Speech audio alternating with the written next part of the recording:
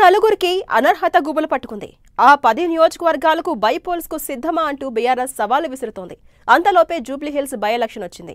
అటు ఫిరాయింపు ఎమ్మెల్యేల అంతర్మతనం, ఇటు బీఆర్ఎస్ సమర నినాదం తెలంగాణ పాలిటిక్స్ ను ఇంట్రెస్టింగ్ గా మారుస్తున్నాయి. ఆ నలుగురు ఎమ్మెల్యేలు రాజీనామాకు రెడీ అయ్యారా? బీఆర్ఎస్ బై ఎలక్షన్స్ కు రెడీ అవుతుందా? అభ్యర్థుల ఎంపికపై కూడా ఫోకస్ పెట్టిందా? ఆ నలుగురు ఎమ్మెల్యేల ప్లాన్ ఏంటి? బీఆర్ఎస్ ధైర్యం ఏంటి?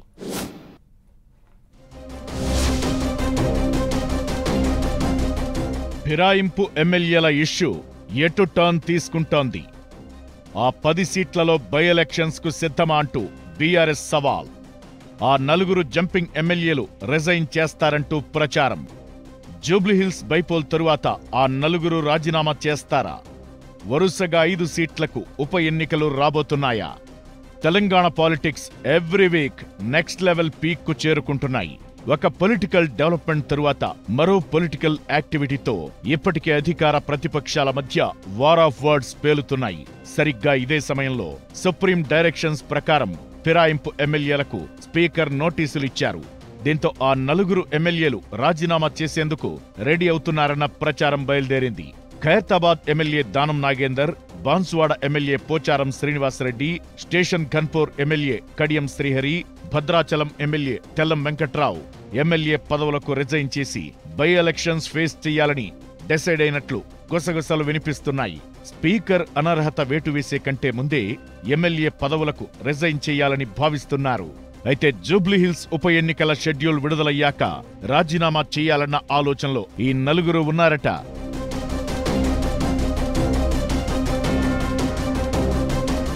దానం నాగేందర్ కాంగ్రెస్ క్యాండిడేట్ గా లోక్సభ ఎంపీగా పోటీ చేశారు కాబట్టి అవుట్ రైట్ గా ఇరికిపోయారు.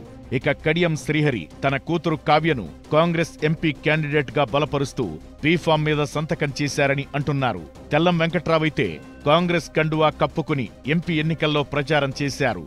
ఇక ప్రభుత్వ సలహాదారుగా ఉన్న పోచారం శ్రీనివాసరెడ్డిని కూడా అనర్హత భయం వెంటాడుతోందట.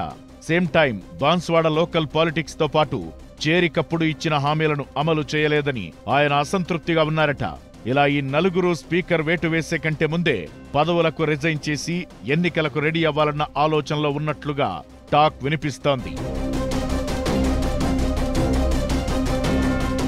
మరోవైపు అపోజిషన్ బీఆర్ఎస్ ఉప ఎన్నికలకు సై అంటూ తొడలు కొడుతోంది. ఏకంగా 10 నియోజకవర్గాల్లో ఎన్నికలకు సిద్ధమా అంటూ కాంగ్రెస్ కు సవాల్ చేసి చర్చకు దారితీశారు బీఆర్ఎస్ వర్కింగ్ ప్రెసిడెంట్ కేటీఆర్. అయితే 10 మంది ఫిరాయింపు ఎమ్మెల్యేల్లో దానం నాగేందర్, కడియం శ్రీహరి, తెల్లం వెంకట్రావుపై వేటు పడడం ఖాయమని ఫిక్స్ అయిపోయిందట బీఆర్ఎస్. ఆ ముగ్గురితో పాటు 10 మందిపై వేటు వేయాలని డిమాండ్ చేస్తోంది కారు పార్టీ. జూబ్లీహిల్స్ బైపోల్ తరువాత ఆ 3 నియోజకవర్గాలు లేకపోతే 10 సీట్లకు ఉప ఎన్నికలు రావచ్చన్న అంచనాల్లో బీఆర్ఎస్ లీడర్లు ఉన్నారట. అయితే 10 మంది జంపింగ్ ఎమ్మెల్యేల నియోజకవర్గాలపై గులాబీ బాస్ కేసీఆర్ స్పెషల్ కాన్సంట్రేషన్ పెట్టినట్టు తెలుస్తోంది. పార్టీ మారిన ఎమ్మెల్యేల నియోజకవర్గాల్లో ప్రత్యామ్నాయ నాయకత్వంపై కసరత్తు చేస్తున్నారట. ఉప ఎన్నికలు వస్తే గెలుపు గుర్రాలనే బరిలోకి దించాలని భావిస్తున్నారట. ఇప్పటికే కొన్ని నియోజకవర్గాల్లో పోటీ చేసే అభ్యర్థులపై గులాబీ పార్టీ ఓ అభిప్రాయానికి వచ్చిందని అంటున్నారు. అందులో పటాన్చెరు నుంచి ఆదర్శ్ రెడ్డి, శేర్లింగంపల్లి నుంచి ఎమ్మెల్సీ శంభిపూర్ రాజు, ఖైరతాబాద్ నుంచి మన్నె గోవర్ధన్ రెడ్డి, రాజేంద్రనగర్ నుంచి సబితా ఇంద్రారెడ్డి కుమారుడు కార్తిక్ రెడ్డి, జగిత్యాల నుంచి ఎమ్మెల్సీ ఎల్ రమణ పేర్లను పరిశీలిస్తున్నట్టు తెలుస్తోంది.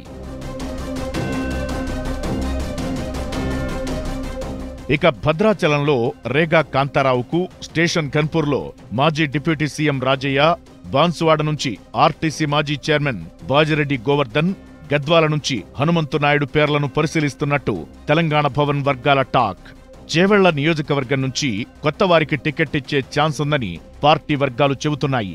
ఇదే సమయంలో జూబ్లీహిల్స్ నియోజకవర్గం నుంచి దివంగత ఎమ్మెల్యే మాగంటి గోపీనాథ్ సత్యమణి సునీతను బరిలోకి దించాలని ఇప్పటికే నిర్ణయించారు. అయితే జూబ్లీహిల్స్ ఎలక్షన్ షెడ్యూల్ వచ్చాక ఫిరాయింపు ఎమ్మెల్యేల విషయంలో స్పీకర్ ఓ నిర్ణయం తీసుకునే అవకాశముందని బీఆర్ఎస్ అంచనా వేస్తోందట. అందుకే స్పీకర్ నిర్ణయం తీసుకోకముందే జంపింగ్ ఎమ్మెల్యేల చేత సీఎం రేవంత్ రెడ్డి రాజీనామా చేయించాలని బీఆర్ఎస్ డిమాండ్ చేస్తోంది. ప్రజాపాలనలో ఎన్నికల్లో ఇచ్చిన హామీలన్నింటినీ అమలు చేస్తున్నామని చెప్పుకుంటున్న కాంగ్రెస్ ప్రభుత్వం వారి పాలనకు ఈ ఉప ఎన్నికలను రెఫరెండంగా పెట్టాలని సవాల్ విసురుతోంది గులాబీ పార్టీ. ఆ 4 సీట్లకు ఎన్నికలు వస్తాయా? 10కి 10 సీట్లకు బైపోల్స్ ఖాయమా? 4 జంపింగ్ ఎమ్మెల్యేలు రాజీనామా చేయాలనుకుంటోంది నిజమా కాదా? అటు అధికార కాంగ్రెస్, ఇటు బీఆర్ఎస్ వ్యూహ ప్రతివ్యూహాలు ఎలా ఉంటాయనేది ఉత్కంఠ రేపుతోంది.